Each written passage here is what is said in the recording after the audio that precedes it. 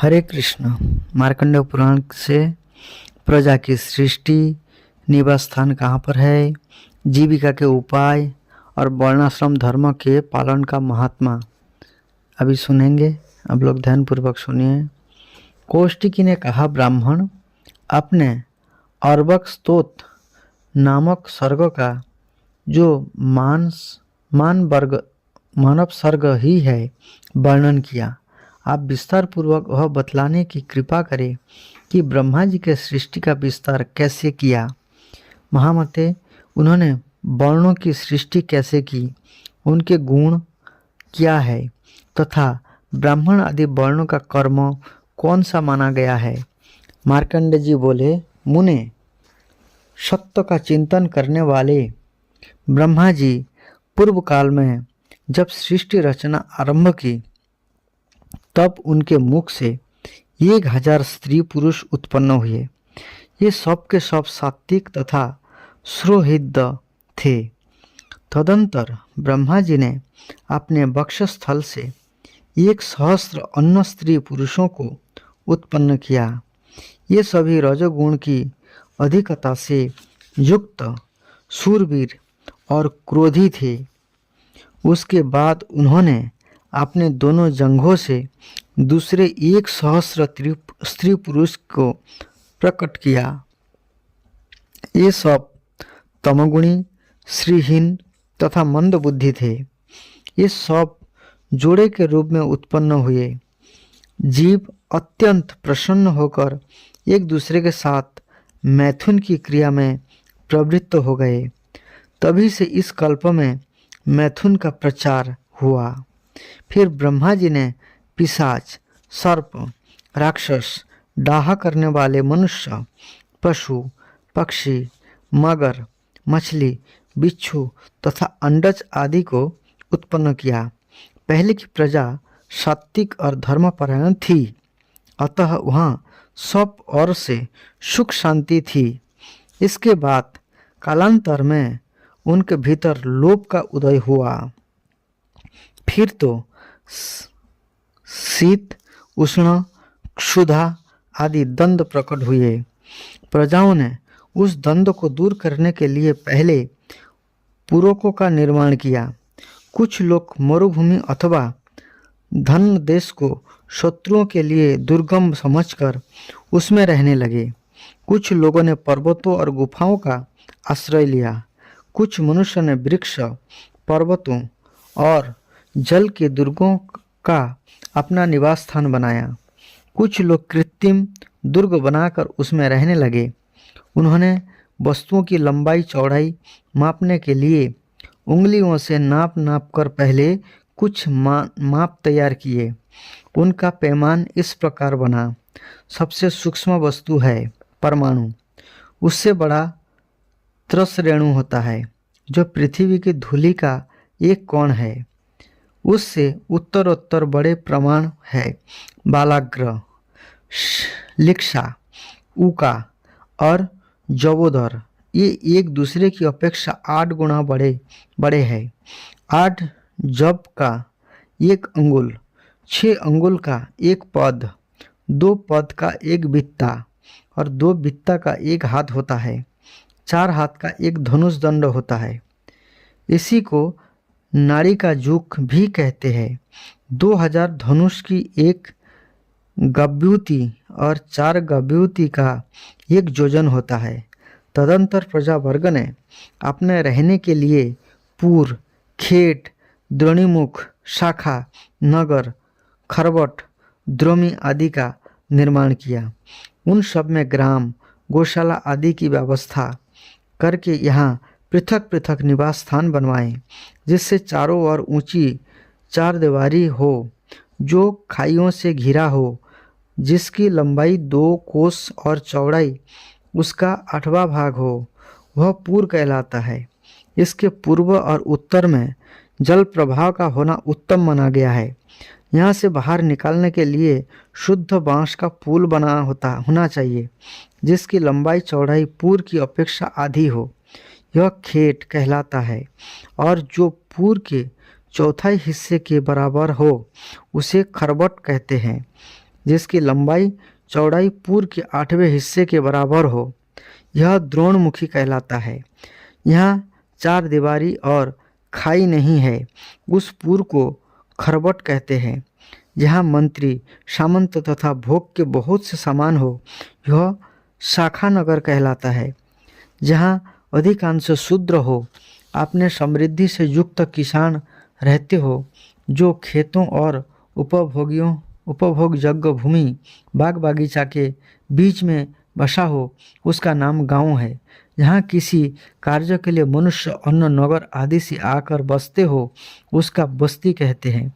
जहाँ अधिकांश दुष्टों का निवास हो, जहाँ के रहने वाले अपने पास खेत ना होने पर भी दूसरे की भूमि पर अधिकार जमाते और भोगते हैं, वह गांव द्रोमी के नाम से पुकारा जाता है।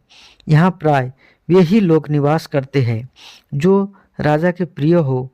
जहाँ ग्वाले अपने बर्तन भाड़े गाड़ियों पर लाद कर रखते हो, बिना बाजार के ही गोरस मिलता हो, गाय का समूह रहता हो, जहाँ इच्छा अनुसार भूमि रहने के लिए सुलभ हो, उस स्थान का नाम घोष है। इस प्रकार नगर आदि का निर्माण करके प्रजा ने अपने रहने के लिए घर बनाए। ये घर इस उद्देश्य से बनाए गए थे कि वहाँ शीत उष्ण आदि द्वंद्व से रक्षा हो सके। जैसे पहले उनके घर के आकार के वृक्ष होते थे और यहाँ उन्हें जैसे सुविधाएं प्राप्त होती थी, उन सब का स्मरण करके उन्होंने घर बनाए। जैसे वृक्ष की शाखाएं एक के बाद दूसरे तथा छोटी बड़ी ऊंची नीची होती है, उसी प्रकार उन्होंने अनेक प्रकार की शालाएं बनाई। द्विजश्रेष्ठ, पूर्व काल में जो कल्प वृक्ष की शाखाएं थी, यही उस समय प्रजा वर्ग के घरों में शाला बनाने के काम में आई। इस प्रकार गृह निर्माण के द्वारा शीत उष्ण आदि द्वंद्व का दूर करके सब लोग जीविका का उपाय सोचने लगे। क्योंकि उस समय समस्त कल्प वृक्ष मधु सहित नष्ट हो चुके थे। तब प्रजा भूख और प्यास से व्याकुल एवं शोक से आतुर हो उठी। तब त्रेता के आरंभ में उनके अभीष्ट की सिद्धि हुई। उनकी इच्छा के अनुसार वर्षा हुई और यह वर्षा का जल नीची भूमि में बढ़कर एकत्र होने लगा। उससे स्रोत, पोखरे और नदियाँ बन गई। उस जल का पृथ्वी के साथ संयोग होने से बिना जोते बोए ही ग्राम्य और अरण्य सब मिलकर 14 प्रकार के अन्न पैदा हुए। वृक्षों और लताओं में ऋतु के अनुसार फूल और फल लगने लगे। त्रेता युग में पहल अन्न का प्रादुर्भाव हुआ। उसी से उस युग में सब प्रजा का जीवन निर्वाह होने लगा। फिर अकस्मात सब लोगों के मन में राग और लोभ का प्रकट हुआ। इससे ये एक दूसरे के प्रति ईर्ष्या रखने लगे और अपनी शक्ति के अनुसार नदी, खेत, पर्वत, वृक्ष और झाड़ियों पर अधिकार जमाने लगे। उनके इस दोष से सबके खेत देखते देखते सब अनाज नष्ट हो गए। पृथ्वी ने एक साथ ही सब औषधियों को अपना ग्रास बना लिया। अनाज के नष्ट होने से प्रजा भूख से व्याकुल होकर फिर इधर उधर भटकने लगी और अंत में ब्रह्मा जी की शरण में गए। ब्रह्मा जी ने भी प्रजा का सारा समाचार ठीक ठीक जानकर पृथ्वी को गाय के रूप में बांधा और मेरु पर्वत को बछड़ा बनाकर उसका दूध दोहा। ब्रह्मा जी ने दूध के रूप में सब प्रकार के अन्न दोह लिए थे। वे ही बीज रूप में प्रकट हुए और उनसे ग्राम्य तथा अरण्य सब प्रकार के अन्न पैदा हुए, जो फल के पक जाने पर काट दिए जाते हैं। धान, जौ, गेहूँ, छोटे धान्य, तिल, कंगनी, ज्वार, कोदो, तीना, उड़द, मूंग, मसूर, मटर, कुल्थी, अरहर, चना और सन, ये 17 ग्राम्य औषधियों की जातियां हैं। यज्ञ के काम में आने वाली केवल 14 औषधियां हैं, जिनमें 7 ग्राम्य और 7 अरण्य है। उनके नाम हैं ये धान, जौ, गेहूँ, छोटे धान्य, तिल, कंगनी, कुल्थी, सांबा, तीना, बनतिल, मधु, गवेधुक, कुरुबिंद, मकई और बेनुजब। जब बोने पर भी ये औषधियाँ फिर ना जम सकी तब भगवान ब्रह्मा ने अन्न की वृद्धि के लिए हाथ से काम करने की प्रणाली की ही जीविका उपाय बनाया। तब से जोतने बोने पर अन्न की उपज होने लगी।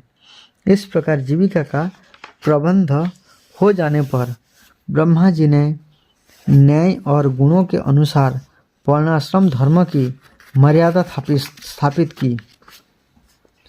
आपने कर्मों में लगे हुए ब्राह्मणों को ब्रह्मलोक की प्राप्ति होती है। युद्ध में पीठ ना दिखाने वाले क्षत्रियों को इंद्र का पद प्राप्त होता है, अर्थात इंद्र लोग जाते हैं। सर्वधर्म परायण वैश्य को मरुत गणों का लोक मिलता है। सेवा में संलग्न रहने वाले शूद्र गंधर्व लोक में जाते हैं। जो लोग गुरुकुल में रहकर ब्रह्मचर्य पालन पूर्वक वेदाध्ययन करते हैं उन्हें 88,000 ऊर्ध्वरेता महर्षियों को प्राप्त होने वाला स्थान मिलता है। वानप्रस्थ धर्म का पालन करने वाले लोग सप्तर्षियों के लोक में जाते हैं। गृहस्थ धर्म का विधिवत पालन करने वाले को प्रजापत्य लोक को प्राप्त होती है। सन्यासियों को ब्रह्मपद और जोगियों को अमृत तत्व की उपलब्धि होती है। इस प्रकार भिन्न भिन्न वर्ण धर्म और आश्रम धर्मों का पालन करने वाले लोगों के लिए पृथक पृथक लोकों की कल्पना की गई है।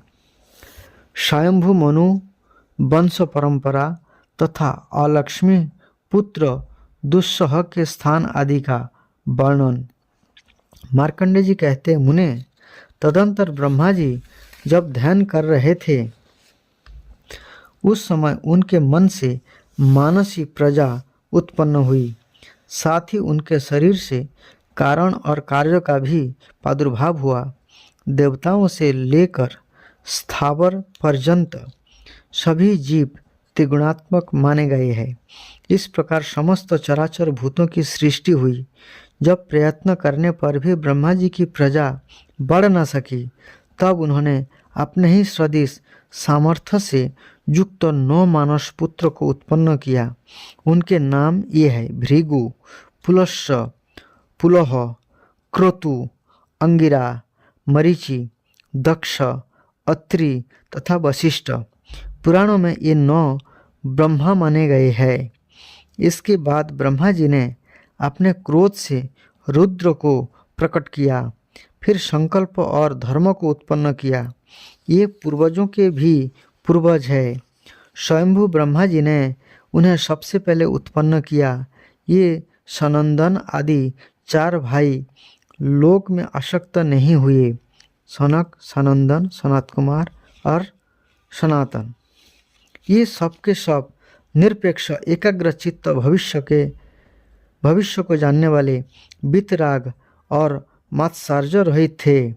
तत्पश्चात प्रजापति ने अनेक प्रकार के स्त्री पुरुष उत्पन्न किए, जिनमें कोमल, क्रूर, शांत, श्याम वर्ण तथा गौर वर्ण सभी तरह के लोग थे।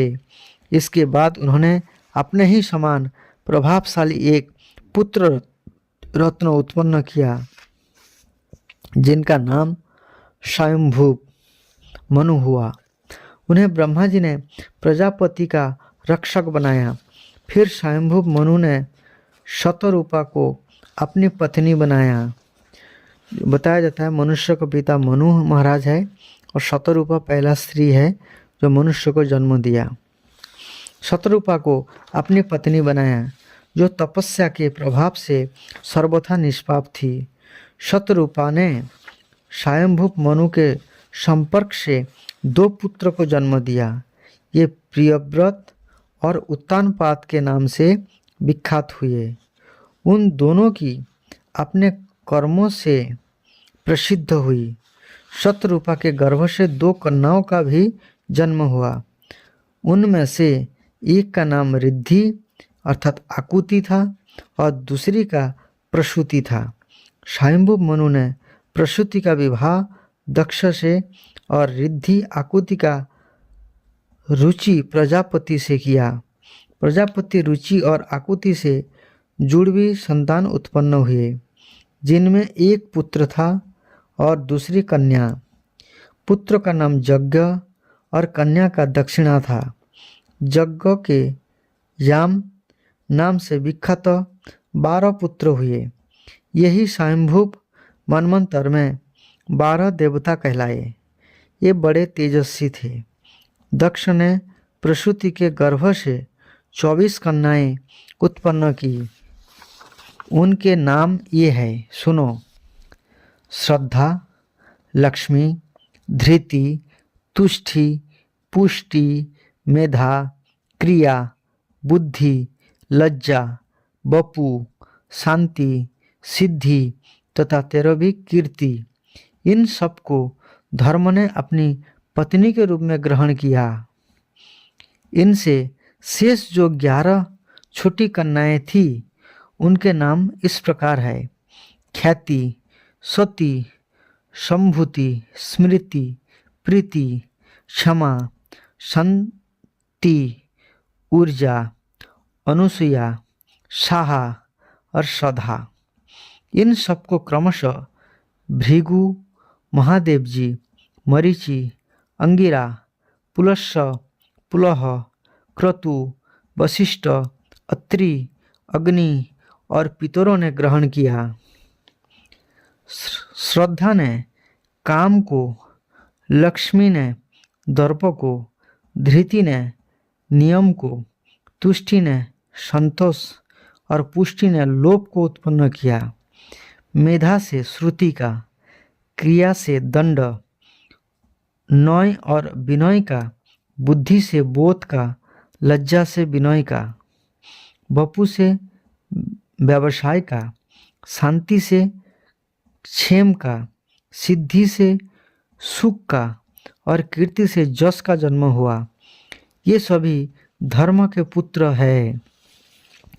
काम से उसकी पत्नी रोती ने हर्ष नामक पुत्र उत्पन्न किया, जो धर्म का पौत्र कहलाया। अधर्म की स्त्री हिंसा थी। उसके गर्भ से अनिर्त नामक पुत्र और निरीति नाम वाली कन्या उत्पन्न हुई। फिर इन दोनों से 2 पुत्र तथा 2 कन्याओं का जन्म हुआ। पुत्रों के नाम थे नरक और भय तथा कन्याओं के नाम थे माया और वेदना। ये उनकी पत्नियां हुई। इनमें भय की स्त्री माया ने सब प्राणियों का संहार करने वाले मृत्यु को जन्म दिया नामक पुत्र को उत्पन्न किया और वेदना ने नरक के संसर्ग से दुख नामक पुत्र को जन्म दिया। मृत्यु से व्याधि, जरा, शोक, तृष्णा और क्रोध उत्पन्न हुए। ये सब अधर्म रूप है और दुख के हेतु बतलाए जाते हैं। इनके स्त्री और पुत्र नहीं है। ये सभी ऊर्ध्वरेता है। और लक्ष्मी के 14 पुत्र हुए हैं, जिनमें 13 तो क्रमशः 10 इंद्रियां, मन, बुद्धि और अहंकार में पृथक पृथक रहते हैं। 14वां का नाम दुस्सह है। यह मनुष्य के गृह में निवास करता है। यह भूख से दुर्बल, नीचा मुख किए, नंगा धड़ंग और चिथड़ा लपेटे रहता है। उसकी आवाज़ कौवे के समान है। जब ब्रह्मा जी ने उसे उत्पन्न किया, तब वो सबको खा जाने के लिए उद्धत हुआ।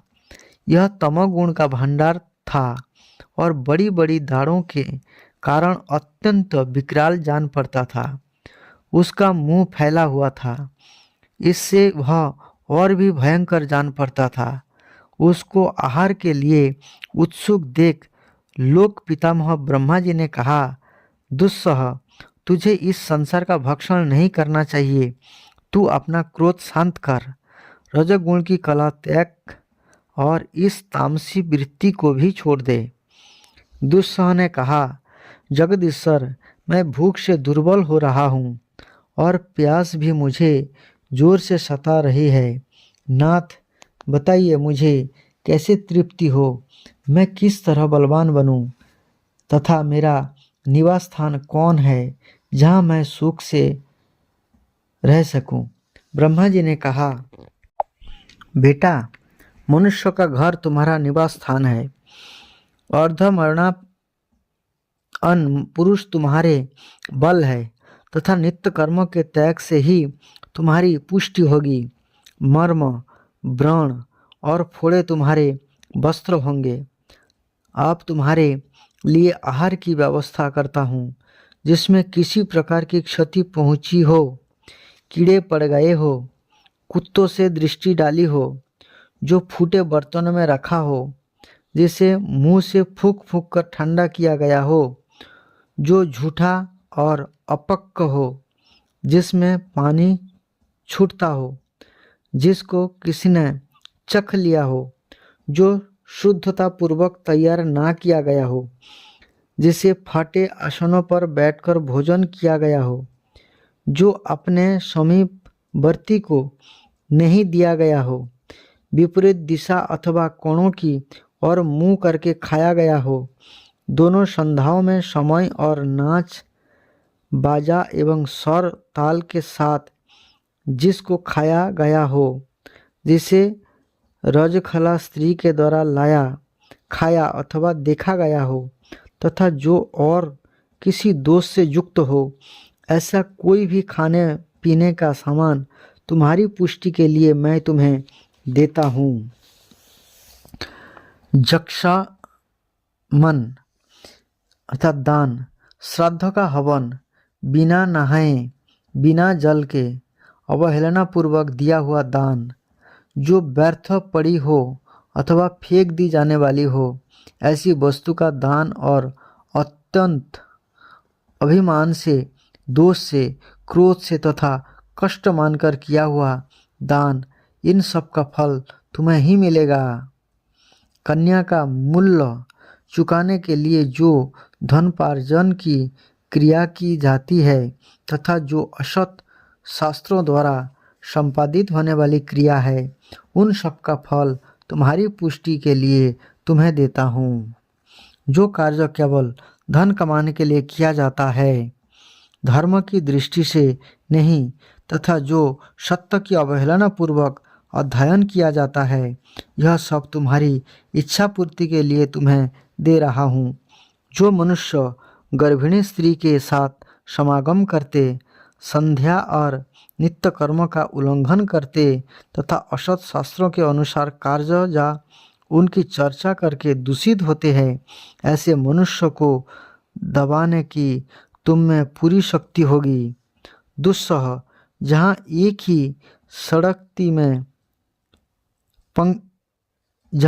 ही पंक्ति में दो तरह का भोजन परोसा जाता है, अतिथि सत्कार और बलि वैश्य देव का उद्देश्य ना रखकर केवल अपने लिए भोजन बनाया जाता है। भोजन में भेद रखा जाता है, अर्थात किसी के लिए अच्छा और किसी के लिए खराब बनता हो, और जहाँ घर में रोज रोज कलह होता हो, वही तुम्हारा निवास है। जहाँ गाय, घोड़े आदि वाहन बिना खिलाए पिलाए बांध दिए जाते हो, और संध्या के पहले ही जिस घर को धो बुहार कर साफ नहीं किया जाता हो, वहाँ रहने वाले मनुष्य को तुमसे भय प्राप्त होगा। जो मनुष्य बिना व्रत के ही उपवास करते, जुए और स्त्रियों में आसक्त रहते, दुस्सह वचन बोलते और बिडाल व्रती होते, बिल्लियों की तरह ऊपर से साधु बनकर छिपे छिपे अपना उल्लू सीधा करते हैं, ये सब तुम्हारे उपकारी है। जो ब्रह्मचर्य पालन के बिना ही, अध्ययन और विद्वान हुए बिना ही यज्ञ करते हैं, तपोवन में रहकर भी ग्राम्य विषय भोगों का सेवन करते और अपने मन को जीतने का यत्न नहीं करते तथा जो ब्राह्मण, क्षत्रिय, वैश्य एवं शूद्र अपने अपने कर्मों से भ्रष्ट होते हैं, ऐसे लोग परलोक की इच्छा से जो भी चेष्टा करते हैं उसका सारा फल तुम्ही को मिलेगा। जक्षण तुम्हारे पुष्टि से जक्ष्मन तुम्हारी पुष्टि के लिए और भी उपाय बताता हूँ, सुनो। जो लोग बलि वैश्यदेव के अंत में तुम्हारे नाम के उच्चारण पूर्वक तुम्हें बलि अर्पण करते हैं और जक्ष तत्ते निर्णय जन्म नमः कहकर उसे त्यागते हैं, जो अशुद्धता पूर्वक बना हुआ अन्न विधि पूर्वक भोजन करते, बाहर भीतर से पवित्र रहते, लोलुपता नहीं रखते और स्त्रियों के वशीभूत नहीं होते, ऐसे मनुष्य के घर को तुम त्याग देना, जहाँ भविष्य से देवताओं की और श्रद्धान्न से पितरों की पूजा होती है तथा कुल की स्त्रियों, बहनों और अतिथियों का स्वागत सत्कार होता हो, उस घर को भी छोड़ देना, जहाँ बालक, वृद्ध, स्त्री, पुरुष तथा सज्जन वर्गों में प्रेम हो, यहाँ की स्त्रियां आनंद पूर्वक रहती हो, बाहर जाने के लिए उत्सुक नहीं होती तथा लज्जा की रक्षा करती हो, उस घर पर भी दृष्टि ना डालना। यहाँ अवस्था और संबंध के अनुसार शयन, आसन और भोजन की व्यवस्था हो, जहाँ के निवासी दयालु, सत्कर्म परायण और साधारण सामग्री से युक्त हो तथा जिस घर के लोग गुरु, वृद्ध एवं ब्राह्मणों के खड़े होने पर स्वयं भी आसन पर नहीं बैठते, वह घर भी तुम्हें छोड़ देना चाहिए। देवता, पितर, मनुष्य और अतिथियों के भोजन से बचा हुआ अन्न ही जिसका भोजन है, उस पुरुष के घर में भी तुम पैर न रखना। जो सत्यवादी, क्षमाशील, अहिंसक, दूसरे को पीड़ा न देने वाले तथा दोष दृष्टि से रहित हो, ऐसे पुरुष को तुम छोड़ देना।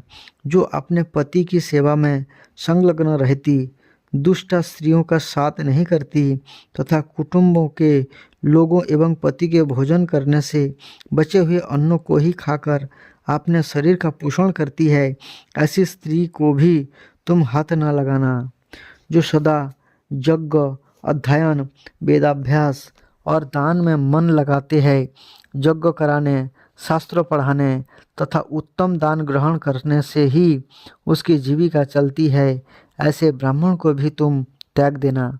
दुस्सह जो सदा दान, अध्ययन और यज्ञ के लिए उद्धत रहता और अपने लिए उत्तम एवं विशुद्ध शास्त्र ग्रहण की वृत्ति से जीविका चलाता हो, उस क्षत्रिय के पास भी तुम न जाना। जो दान, अध्ययन और यज्ञ इन तीन पूर्वोक्त गुणों से युक्त हो और पशुपालन, व्यापार एवं कृषि से जीविका चलाता हो, ऐसे पाप रहित वैश्य को भी त्याग देना। जक्षण जो दान, यज्ञ और दीज की सेवा में तत्पर रहता और ब्राह्मण आदि की सेवा से ही जीवन निर्वाह करता हो, ऐसे शूद्र का भी त्याग कर देना। यह गृहस्थ पुरुष श्रुति स्मृति के अनुकूल उपाय से जीविका चलाता हो, उसकी पत्नी उसी की अनुगामिनी हो, पुत्र गुरु, देवता और पिता का पूजन करता हो तथा पत्नी भी पति की पूजा में संलग्न रहती हो, वहाँ अलक्ष्मी का भय कैसे हो सकता है। जक्षण जो प्रतिदिन संध्या के समय पानी से धोया जाता और स्थान स्थान पर फूलों से पूजित होता है, उस घर की ओर तुम आंख उठाकर भी नहीं देखना। जिस घर में बिछी हुई सज्जा के सूर्य ना देखते हो, अर्थात जहाँ लोग सूर्य से पहले ही सोकर उठ जाते हो, यहाँ प्रतिदिन अग्नि और जल प्रस्तुत रहता हो, सूर्योदय होने तक दीप जलता एवं सूर्य का पूर्ण प्रकाश पहुँचता हो, वह घर लक्ष्मी का निवास स्थान है, जहाँ साँड़, चंदन, वीणा, दर्पण, मधु, घृत, ब्राह्मण तथा तांबे के पात्र हो, उस घर में तुम्हारे लिए स्थान नहीं है। दुस्सह, जहाँ पके या कच्चे अन्नों का अनादर और शास्त्रों की अवज्ञा उल्लंघन होता हो, उस घर में तुम इच्छा अनुसार विचरण करो। जिस घर में मनुष्य की हड्डी हो और एक दिन तथा एक रात मुर्दा पड़ा रहा हो, उसमें तुम्हारा तथा अन्य राक्षसों का भी निवास रहे। जो अपने भाई बंधु को तथा सपिंड एवं समानोदक मनुष्य को अन्न और जल दिए बिना ही भोजन करता हो, उस समय उन लोगों पर तुम आक्रमण करो। जहाँ पूर्ववासी पहले से ही बड़े बड़े उत्सव मनवाने में प्रसिद्ध हो चुके हो और पहले की ही भांति आप अपने घर पर उत्सव मनाते हो, ऐसे घर में ना जाना। जो सूप की हवा से, भीगे कपड़े के जल की बूंदों से तथा नख के अग्रभाग के जल से स्नान करते हो, उन कुलक्षणी पुरुषों के पास अवश्य जाओ। जो पुरुष देशाचार, प्रतिज्ञा, कुल धर्म, जप होम, मंगल, देव यज्ञ, उत्तम शौच तथा लोक प्रचलित धर्म का भली भांति पालन करता हो, उसके संसर्ग में तुम्हें नहीं जाना चाहिए। मार्कंडेय जी कहते हैं, दुस्साह से ऐसी बात कहकर ब्रह्मा जी वहीं अंतर्धान हो गए। फिर उसने भी ब्रह्मा जी की आज्ञा का उसी प्रकार पालन किया। इस प्रकार से बहुत से नियम कानून हैं जो हमें जीवन में पालन करना चाहिए, प्रयास करना चाहिए। ज़्यादा से ज़्यादा कृष्ण भक्ति में अपने आप को लगाना चाहिए, क्योंकि सारे नियम पालन करना संभव नहीं है। अपने आप को ज़्यादा समय भगवान की सेवा में लगा के रखेंगे तो हमें किसी प्रकार का कोई पाप नहीं होगा।